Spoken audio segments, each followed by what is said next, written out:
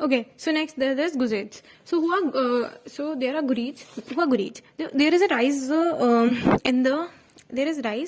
in the people or in the Ghaznavid empire. ठीक है, तो ये एक इस्लामिक एम्पायर था that was completely demolished by Ghazni, that is Alauddin, demolished Ghazni, that was a fellow Muslim by Alauddin. ठीक है, जहान सोज कहा जाता था, दैट इज वर्ड बर्नर. ये जो फोकस थी dynasty, it was focused on Sunni Islam. And यहाँ पे कर और मुजाहिरा लिया जाता था. It was considered as heretics of the Sunni कह सकते हैं scholars. So they became sultans and they have empire. ठीक है, तो यहाँ पे गुरीद जो थे, इन लिए सुल्तान वगैरह बन गए, इनका एम्पायर था. एंड इनको लेजिटिमेसी चाहिए थी. Religion is source of legitimacy उनके लिए, and that's why and they move towards the that area and they become orthodox Sunnis. ठीक है, अब यहाँ पे हम बात करेंगे कि रिलीजन, हमने बोला कि ऑटोनॉमी का मेन सोर्स है. तो रिलीजन ना या तो टेक्स्ट के थ्रू होगा या मॉन्यूमेंट के थ्रू. अगर टेक्स्ट के थ्रू होगा तो बात करें बरानी के बारे में, जैसे बरानी या फिर जुजानी, दे या ना हाइपोबॉलिक यूज करते हैं, हाइपोबॉलिक लैंग्वेज यूज करते हैं इस्लामिक क्रेडेंशियल्स को दिखाने के लिए फॉर दिस ओवरएंड.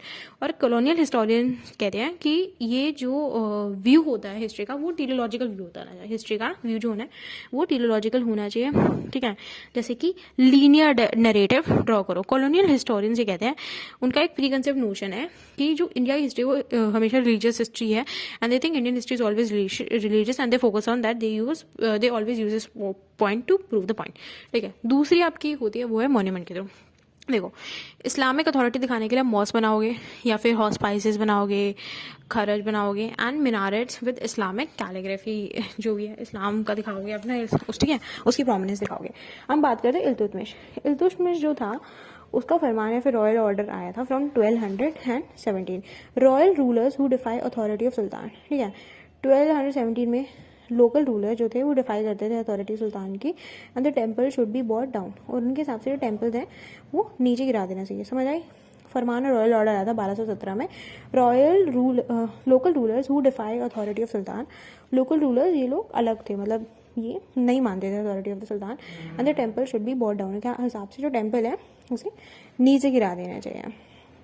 ठीक है, अब हम बात करेंगे आगे.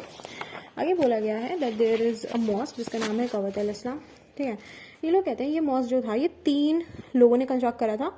एक तो है ऐबक, एक है इल्तुतमिश, एक है अलाउद्दीन खलजी. हर सुल्तान ने इसका साइज बढ़ाने की कोशिश करी थी.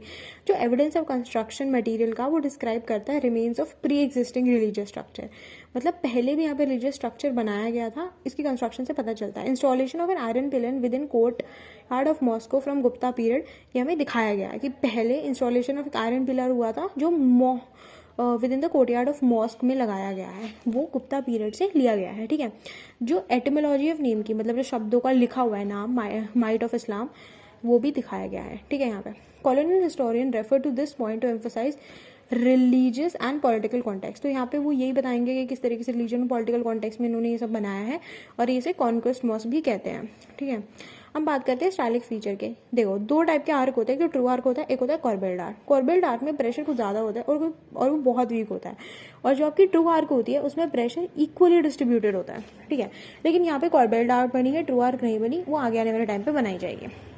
As opposed to the framing of the discussion on political authority and monument in cultural binaries, there has been a shift in approval which consists of, ये जेम्स मिल ने बोला है. ठीक है, कि against as opposed to the framing of the discussion of political authority या फिर monument in cultural binaries, हमने इसके बारे में, ठीक है, there has been a shift in their approach.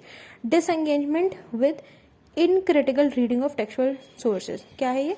Disengagement है. डिसएंगेजमेंट है किस चीज़ की? मतलब uncritical reading of the textual source. Critically reading नहीं करते टेक्सचुअल सोर्स की. जबकि हमने ये चीज़ देखी है that there is tapping into newer avenues of information. क्या है?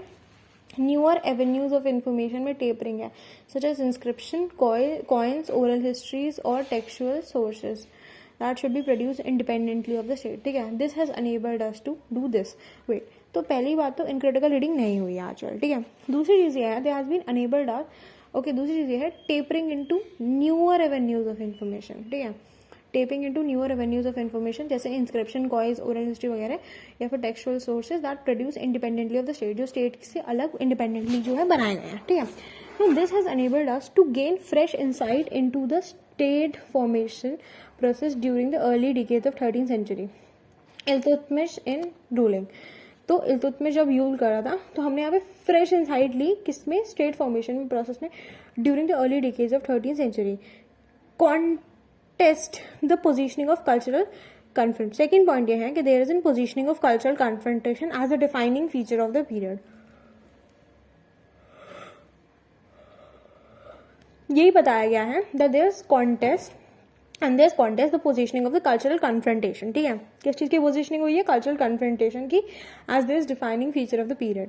स्कॉलर जैसे कि Michael W Meister, Finbarr and Flood and who adhere to this has been, या Mohammad Mujeeb, scholars who adhere to this, जो इस चीज को मानते हैं, जैसे Mohammad Mujeeb, Michael W Wester और Finbarr and Flood, sorry not Finland, Finbarr and Flood. Instead, what we has in expanding Islamic polity facing precarious or uncertain internal and external challenge. For example, instead we have an expanding Islamic polity facing precarious या uncertain problems. यहाँ पे internal और external challenge है. For example, internal तो है Rajput chieftain और external challenge है Mongol invasion. Given this context, it was far more important to make strategic partnership and accommodative alliance. ठीक है, ये बहुत इंपॉर्टेंट था कि स्ट्रैटेजिक पार्टनरशिप और अकोमोडेटिव अलायंसेस बनाई जाए विद डिफरेंट इंटरेस्ट ग्रुप. किसके साथ बनाई जाए, अलग अलग इंटरेस्ट ग्रुप के साथ बनाई जाए, जैसे local landed elite, local financiers, ये सब. So in this in the new found empire rather than risk it to all. तो यहाँ पे नया फाउंड एम्पायर लाने की जरूरी है, rather than risk it all for the blind adherence. इस चीज को ना मानते हुए नया. So there is a need to have in this newfound empire rather than risk it all for the blind adherence to some cultural puritanism. The sentiment also find who in coin from the period which carry depiction of goddess Lakshmi, inscription found and on Qutub Minar, preservation on the memory of benefaction from pre-Turkish times in the form of Harizi Rani etc. ठीक है, ये बात ध्यान से सुनो. देखो, given this context it was far more important to make strategic partnership.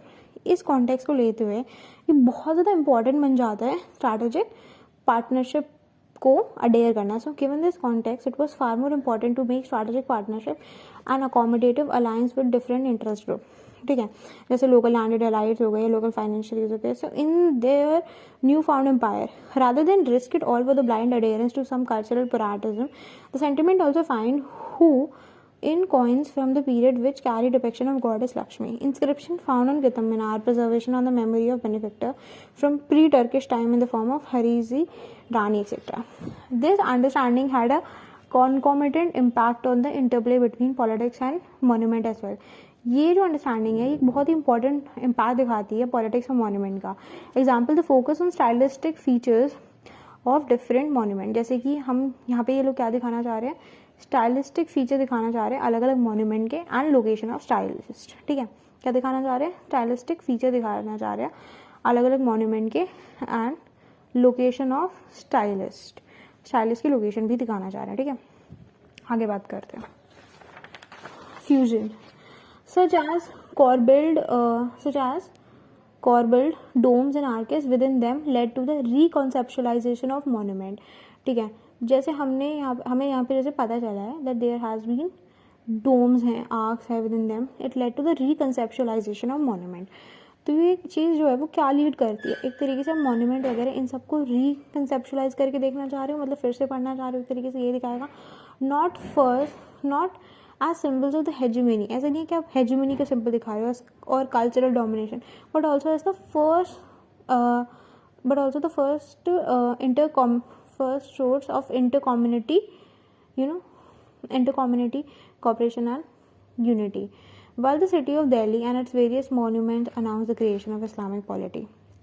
भले ही बहुत से सिटी ऑफ दिल्ली है या फिर उन लोगों ने इस्लामिक पॉलिटी के बारे में बहुत कुछ बताया, it did not necessary point to some cataclysm. क्या बताया उन्होंने, well the city of Delhi and various announce the creation of Islamic polity, but फिर भी cataclysm it did not necessary pointed to some cataclysm and perpetual cultural clash, या फिर चलता जाने वाला cultural clash. On the contrary, from the very beginning the city and its monument develop, जबकि इससे opposite शुरुआत से ही जो सिटी और मोन्यूमेंट है वो डेवलप करता है as personification of different artistic style, जैसे कि अलग अलग आर्टिस्टिक स्टाइल का personification and cultural influences that prevailed across the religion. ठीक, रीजन या फिर कल्चरल इन्फ्लुएंसेस जो रीजन के साथ में प्रिवेल करती है. It is this intermixing that would in time become the basis of for the evolving cosmopolitan millennium of Delhi. ठीक है, तो ये इंटरमिक्सिंग होती है. ठीक है, सो इन दिस इंटरमिक्सिंग, अब बात थोड़ी सी ध्यान से सुनना. It did not necessarily point to some catalysm and perpetual cultural clash. On the contrary, from the very beginning, the city and its monument develop as personification of different artistic style. ठीक है, इस तरीके से very beginning से city और monument develop करते हैं as personification of different artistic style. किस तरीके से, किस पर्सोनिफिकेशन से, अलग अलग आर्टिस्टिक स्टाइल के पर्सोनिफिकेशन से, and cultural influences that prevailed across the region, और कल्चरल इन्फ्लुएंसेस जो रीजन के अक्रॉस प्रिवेल करते थे. So in this intermixing that would in time, ये जो है ये बेसिस है कॉस्मोपॉलिटन मिलेनियम को दिखाने का उस टाइम का. ठीक है, अब बात करते हैं. और देखो, मैं आपको बहुत सिंपल बात बताती हूँ. आर्टिकुलेशन ऑफ पॉलिटिकल अथॉरिटी, ना 8 पॉइंट्स बताए हैं पॉलिटिकल अथॉरिटी और रिचुअल दिखाने के, या रिचुअल मान लो उसे पॉलिटिकल अथॉरिटी दिखाने के लिए. सबसे पहले तो लेजिटिमेसी सिक्योर करना. Political use of ritual is to secure legitimacy. ठीक है, स्ट्राइकिंग ऑफ कॉइन जैसे हो गया, या रीडिंग ऑफ खतबा in the name of the emperor. समझ आ रही है? लेजिटिमेसी कैसे आप करोगे? Political use of ritual to secure legitimacy, जैसे कॉइन्स को आपने स्ट्राइक करना चालू कर दिया, या फिर खतबा पढ़ना चालू कर दिया in the name of the emperor. किसके नाम पर? एम्परर के नाम पे. Striking of coin and reading of खतबा in the name of the emperor. Emphasize and maintenance of moral order within a society, within government. ठीक है, वो ये बोलना चाह रहा है सेकेंड पॉइंट कि मॉरल ऑर्डर बनाना बहुत ज़रूरी है एक सोसाइटी में, गवर्नमेंट में. जैसे कि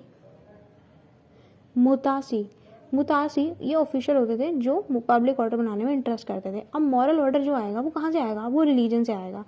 अब यहाँ पे रिलीजन, कस्टोडियन ऑफ रिलीजन कौन थे? उल्मा थे. उल्मा एंड द स्टेट वो एक दूसरे वो इन्फ्लुएंस करते थे मुस्लिम पॉपुलेशन को, एंड इन्फ्लुएंशियल सपोर्टर होते थे स्टेट के.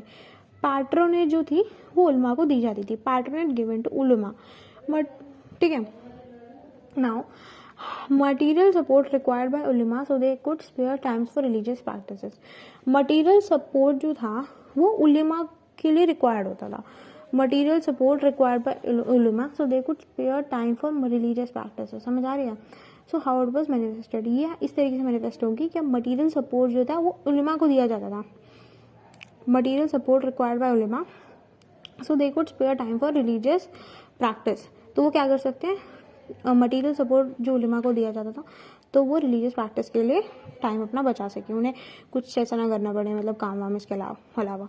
अब बात करेंगे जस्टिस के हाई स्टैंडर्ड. लेजिटिमेसी हो गई, मेंटेनेंस ऑफ सोशल ऑर्डर हो, मॉरल ऑर्डर हो गया. अब हमें जस्टिस. देखो, जस्टिस के लिए सबसे पहली बात तो ये है, अगर आप एक पनिशमेंट ही दो, अगर आप एक ही क्राइम है, equitable punishment for similar crime. दूसरा, किंग प्राइवेट प्रॉपर्टी के मैटर्स में ना घुसे तो बहुत अच्छी है. King must not interfere the private property of the subject. दूसरी चीज़ है, किंग जो है वो प्रिजर्व करे सोशल और रिलीजियस ऑर्डर. चौथी चीज़ है, king should be oriental towards welfare. King जो है वो वेलफेयर को मेंटेन करने के लिए काफ़ी ज़्यादा ओरिएंटल होना चाहिए. ठीक है, कैसा होना चाहिए? ओरिएंटल होना चाहिए. Khusro Parvez he is famous for this. 400 दिनार स्टोरी, इसे छोड़ दो. अब हम बात करते हैं fourth point, seeking investigator for the caliph. ठीक है, पहला आपका ऑर्डर, और पहला आपका है लेजिटिमेसी, दूसरा है ऑर्डर, तीसरा है जस्टिस, और नेक्स्ट है इन्वेस्टिगेटर सीक करना कैलिफ से. फिर है आपका पांचवा, that is symbolic as well as substantial rapprochement with the vanquished. ठीक है, समझ आ रही है? यहाँ पे आपको ज़रूरत है समझने की कि सिंबॉलिक और सब्सटैंशियल रिप्रोचमेंट जो है वो हो वैंग्विश्ड के साथ. अंडरस्टैंडिंग बिटवीन तुर्क एंड लोकल अथॉरिटी. किसके बीच में? तुर्क और लोकल अथॉरिटी के बीच में. ठीक है, Hindu law book that is यजना वाक्य कहती है ड्यूटी जो है कॉन्करर की वो ये है कि वो रिस्पेक्ट करे कस्टम, लॉज और फैमिली एक्सेट्रा अपनी कॉन्कर टेरिटरी की. ठीक है, duty of the conquer is to respect the custom, laws and family etcetera of the conquer territory. समझ आ रही है? Duty of the conquer is to respect the custom laws and family etcetera of the conquered territory. 4 point हो गए। तो यहाँ पे ये हो गया, सिंबल की बात भी हो गई, सब्सटैंशियल रिप्रोचमेंट की बात भी हो गई, ठीक है, और बाकी सारे पॉइंट्स हो गए, इन्वेस्टिगेटर भी हो गया, मॉरल ऑर्डर भी हो गया, लेजिटिमेसी भी हो गया, जस्टिस भी हो गया। हम आते हैं छठे पॉइंट। अच्छा, हम कंटिन्यू करते हैं आगे की। देखो, symbol as well as symbolic rapprochement has been vanquished. अब देखो 2 चाहते हैं, एक तो सिंबल और सब्सटैंशियल। देखो सिंबॉलिक में ये है, जैसे फॉर एग्जांपल आपका सेलिब्रेशन ऑफ द फेस्टिवल, जैसे अगर कोई हिंदू बंदा क्या कहते हैं, हिंदू बंदा कह रही हूँ, मान लो कोई आपका जैसे कि हिंदू राजा है जो है मोहम्मद बिन तुगलक, ये बंदा सेलिब्रेट कर रहा है होली के फेस्टिवल, इंक्वायर इनटू, तो एक तरीके से इंटेलेक्चुअल ट्रेडिशन को इंक्वायर कर रहा है ऑफ द कंट्री। दूसरा जैसे आपका है फिरोज शाह तुगलक, जो फिरोज शाह तुगलक है वो क्या कर रहा है, translation of Sanskrit text into Persian was undertaken. Books जैसे मेडिसिन साइंस वगैरह की, following an attack on the जवा लक्ष्मी टेम्पल, तुर्क came into possession of several volumes of Sanskrit. वो काफ़ी ज़्यादा संस्कृत बुक की पोजेशन में आ गए थे और उन लोगों ने ट्रांसलेट कर लिया था विद द टाइटल दलाली फिरोज शाही। मतलब वो लोग एक तरीके से किताबें वगैरह ट्रांसलेट कर रहे थे फिरोज शाह तुगलक के अंदर, ठीक है। और जो दूसरा है मोहम्मद तुगलक, उसके अंदर वो होली वगैरह मना रहे। सब्सटैंशियल कॉपरेशन दिखाया जा रहा था सारे लेवल्स पे, लोकल एडमिनिस्ट्रेशन पे, जैसे मुकद्दम और मुकद्दम वगैरह पे, यहाँ पे हमें कॉपरेशन दिख रहा था, ठीक है। हम बात करते हैं आगे ये है cooperation at the level of merchant financiers. हमें ना मर्चेंट और फाइनेंशियरीज के लेवल पे भी कॉपरेशन दिखाया जा रहा था उस टाइम पे, ठीक है। Hasan Nizami in his book Tajul Maasir refer to Rajput chieftain formally submitting at the court of Qutbuddin Aibak. जो हसन निज़ामी है उसने अपनी किताब ताजुल मासिर में लिखा था राजपूत chieftain जो सबमिट करा था at the court of Qutbuddin Aibak पे, ठीक है। कुतुबुद्दीन ऐबक पे काम करता था, उसने क्या लिखा था, राजपूत chieftain के बारे में लिखा था, ठीक है। हम छठा पॉइंट बात करेंगे, ठीक है, वो है एटिकेट और प्रोटोकॉल को कोर्टली मेंटेन करना, courtly etiquette and protocol maintain करना। जैसे कि हाउ वाज इट मैनिफेस्टेड, कैसे करोगे आप इसे मेंटेन। सबसे पहले कोर्टली फेस्टिवल, जैसे कि कोई न्यू रोज सेलिब्रेट हुआ, इंट्रोडक्शन ऑफ ज़मीन बोझ या फिर पाई बोझ, ये सब हुए तो वो भी मेंटेन करना ज़रूरी है। ज़मीन बोझ या पाई बोझ भी कर सकते हो, कोर्टली फेस्टिवल भी कर सकते हो। Artificial construction of genealogy, example Balban praised his ancestry to Persian figure, ठीक है, अफरासिया, ठीक है। तो ये बहुत ज़्यादा ज़रूरी है। तो artificial construction of genealogy, example Balban praised his ancestry to Persian figure. अब हम बात करते हैं आगे elaborate facilitation of noble at the court, जैसे कि खिल्लत या फिर रोब्स ऑफ ऑनर, बहुत ज़्यादा फैसिलिटेशन नोबल्स की कोर्ट पे, ठीक है। इलाबोरेट फैसिलिटेशन नोबल्स जैसे खिलाफत या फिर रोब्स ऑफ ऑनर। फिर है adherence to and weaponization of Islamic norm of conduct, ठीक है। अडेरेंस टू और वेपनाइजेशन किस चीज़ की, इस्लामिक फॉर्म क्या है कंडक्ट का, ठीक है, उसका। Concept of jihad was misused and Ghazni tradition, जो जिहाद का कॉन्सेप्ट था वो बहुत ही तरीके से मिसयूज किया गया था, समझा नहीं गया था सही तरीके से, एंड गजनी ट्रेडिशन। आगे हम बात करते हैं, ये सब तो हो गया। अब हमारा एक पॉइंट रह गया, वो है हमारा कुतुब मीनार के बारे में। इसे हम कहते हैं मस्जिद जामी, ठीक है। 12th सेंचुरी के अंदर ये बनाया गया था, ठीक है, और ये अटेंशन बन गया था टूरिस्ट एंटिक्वेरियन स्कॉलर्स की। बहुत सारी इलाबोरेट बालकनी बनाई गई थी, टॉल मीनारेट बनाए गए थे, इंट्रिकेट इंस्क्रिप्शन बनाए गए थे, that element of what Gell call that is called magic की तरीके से, ठीक है। बालकनी, इंटीग्रेट इंस्क्रिप्शन और टॉल मीनारेट अप्रिशिएट, ठीक है, अप्रिशिएट की गई थी उसकी यूनिकनेस, साइज और प्रोपोर्शन का अप्रिशिएट करना चाहिए। खूब मनी और लेबर लगाई गई थी। सोर्स जो सेवर कर रखा था ना इमेंसिटी और ब्यूटी को, confirms images of iconoclasm and fanaticism, ठीक है। नाउ कुतुब कॉम्प्लेक्स जो था वो Islam might of the Islam in India कहा जाता है, मतलब एक टाइटल दिया गया है माइट ऑफ द इस्लाम, समझ आ रही है। कुतुब कॉम्प्लेक्स को माइट ऑफ द इस्लाम का टाइटल दिया गया था, तो that makes it another very important thing.